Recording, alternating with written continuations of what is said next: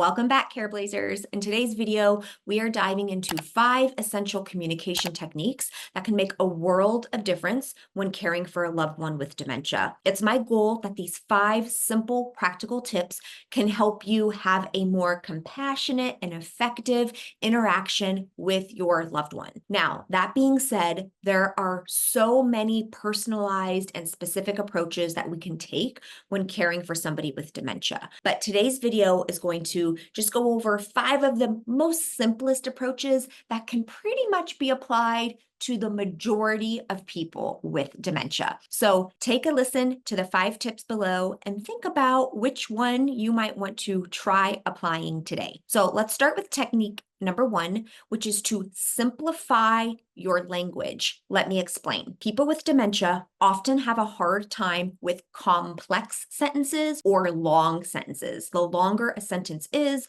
the more information they're trying to keep into their mind. So instead, consider using shorter, simpler sentences. Instead of saying, "Would you like to come to the dining room for dinner?" you can simply say, "It's time to eat, let's go." That's going to make it much more easier for them to process and respond. You're actually kind of also just very clearly telling them what to do. Technique number 2 is to use visual cues. The visual cues can add more benefit than just the words. So for example, if it's time to brush their teeth, rather than saying, "Let's brush our teeth," showing them the toothbrush, using that as the visual cue, even you brushing your teeth at the same time can really help them understand what you're trying to get them to do easier. Technique number 3 is to practice patience. People with dementia have slower processing speed. This means that it's going to take them longer to fully comprehend and understand what you are saying, and it often takes them longer to say what they want to say. So this is where it might feel a little bit awkward to you, but give it time before you jump in and try to fill in their words or just assume that they're not going to be able to answer. So that's where that patience comes in. Maybe just being silent, even counting to 10 in your head before you decide to say something else. Technique number 4 is to minimize distractions. If you're really trying to communicate with your loved one or have them understand something, you want to consider reducing or removing distractions in the environment. This will include things like turning off the TV, turning down the radio, maybe even closing curtains if there's activity outside of a window that's getting their attention, making sure it's more of a quiet room. All of those things can make a big difference. And technique number 5 is just to maintain positive body language. They will often be picking up on visual cues from you when you are talking. So making sure we're making good eye contact, we're smiling, we have an open body language. All of this is communicating that you are a safe person to talk to,